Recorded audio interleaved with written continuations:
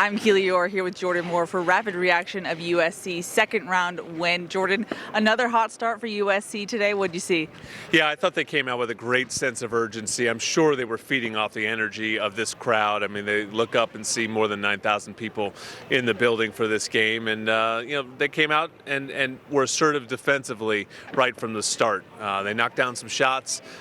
Kansas was playing a lot of zone, and early on in the game, USC was living by the three-point line, but living efficiently by the three-point line, and was able to get off to a good start. I think you said in the broadcast that it's fool's gold to live and die by the three-point line. How did you see USC adjust to that zone defense? Yeah, well, I mean, it is a case where oftentimes you can live by it, but you can also die by it, right? I mean, the three-point line is a hugely valuable shot, and in this game, USC made 10 more threes than its opponents. It's really why the Trojans won the game. But you don't want that to be your only source of offense, and a lot of it is how do those threes come? And so I thought when USC struggled at times offensively in this game, and they had some scoring droughts, it was because those threes came off the dribble, or they just came off one side pass. They weren't really moving the ball that well.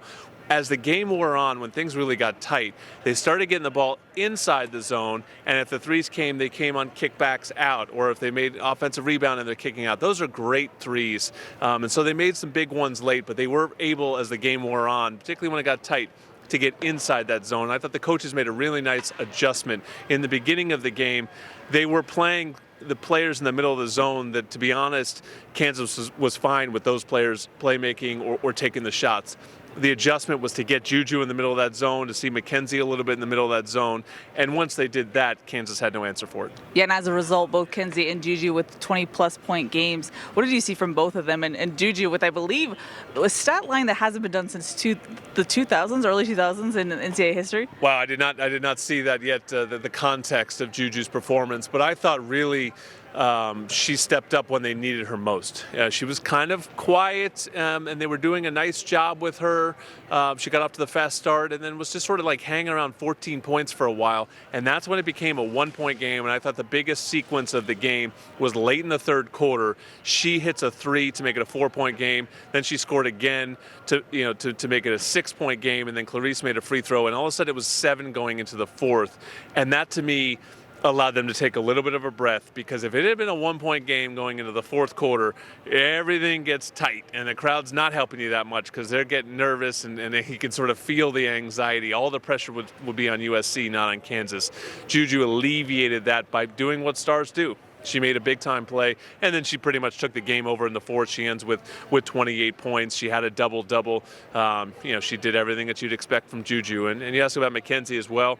McKenzie made shots today. She made 6 threes, and when a team's going to play a zone against you, it's great to have a zone buster, and that's what she was. This was a Kansas team that was also feisty in the first round as well. What do you make from, their ability to bounce back? Is that more on them or USC? And what do you make of the scoring droughts as well for USC? Yeah, it felt like Kansas was sort of a lay-in-the-weeds kind of team. After watching them against Michigan, I was like, oh, Michigan's better than this team, and they just sort of hung around and stole it. And then all of a sudden I watched them do it for 3 quarters against USC, and I was like, well, maybe this is just Kansas. Yeah.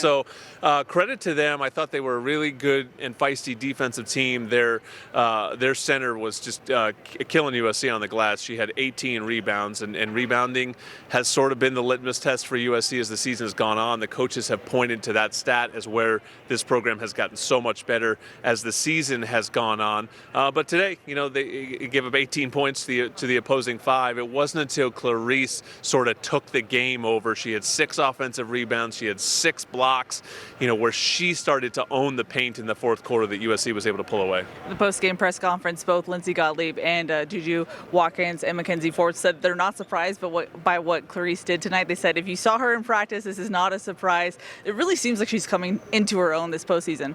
No question. I mean, to me, she looks great. She's in tremendous shape. She's 6'6". She is a big athlete out there, and she is the matchup that they need as they're going to go on and face some bigger teams, and she's the one that matched up at times during the regular season, the Pac-12 season, when they had tough matchups at the 5. So they needed her today, and I just thought one of the coolest things, she was fantastic, and because they left her out there. So Rhea Marshall, who was a true star for this team, didn't play a single second in the fourth quarter. And you know who the biggest cheerleader on the sideline for Clarice Akinwafo was? It was Rhea Marshall. She is a great teammate, and it shows you the culture that they have going on here, that it's not just about, my game and my stats and my individual performance. They're playing to win. Rhea and Clarice are two players that came in together really before Lindsay Gottlieb. They played their freshman season with Coach Gottlieb, but they committed long before her.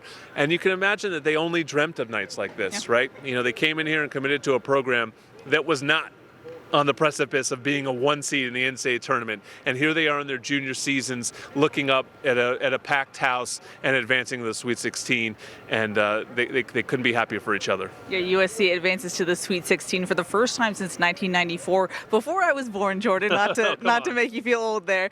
What do you make of what this team's been able to do, and they face Baylor next? Yeah, I think what's impressive about it is it's not just a single tournament run.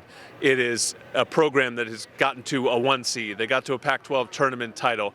They are back. This is not just like, hey, we won a couple games in March and, it's sort of our year. No, they're back to that time of 1994. We'll see if they can get back to that time of the mid-'80s when you're talking about hanging banners.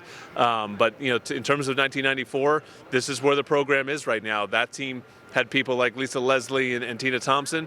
This team has people like Juju Watkins and Mackenzie Forbes and Rhea Marshall. So, this is no fluke. This was the 1 seed holding serve at home, and this is they'll be favored to beat Baylor. I mean, it's as a coach. I just talked to Coach Beth Burns, and she said it's time to get greedy. But you're the 1 seed. Going up against a 5 seed in the West region in Portland. The women of Troy have a lot going for them, and I don't think anyone believes that the run's going to stop on Saturday. Something that was so notable to me in the post-game press conference is that almost every player in the press room thanked USC fans for the last 2 games. Yeah. The show out for Galen was incredible. What does this say for this team? I don't want to think of too far ahead, but next season, what can this team expect from USC fans? Yeah, I think what you've got now is a true phenomenon, and this was what a lot of us talked about when Juju signed. Was like, could this be something that sort of takes over the city a little bit? And that's just kind of how LA is, right? It's not, it's a city that likes stars. And if something sort of catches, it can really take off. And I think that's what you're looking at with really Juju Watkins as the face of it, and now this program behind it. It's come at the absolute perfect time. The women's game is rising to levels that we've never seen it before. The quality of play is the best we've ever seen it. And now you have a true star in this program, in this school, in this city. People are going to turn out. You've seen the television ratings and the attendance records that have sort of surrounded Caitlin Clark and her time at Iowa and some of the other stars that we've seen in the women's college game. Juju's the next and really has the ability to take it to the next level. We're not talking about a college town. We're talking about one of the biggest cities in the world, and I think she's going to be a star in it. Yeah, I talked to Juju and she said, it's a Monday. Don't people have other things to do? She was genuinely shocked and thankful. But before we wrap it up here, Jordan, any final thoughts? No, just, my final thought is that this isn't just a great day for USC women's basketball and this team and this program. This was a great day for USC athletics.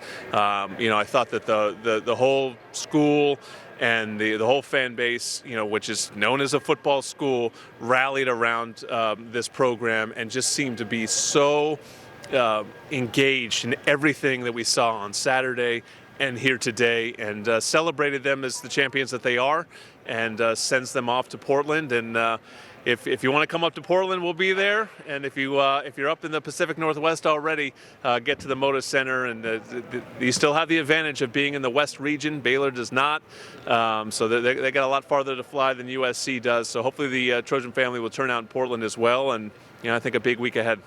All right, that's going to wrap it up here in Galen for the last time, but the journey continues. We'll see you in Portland.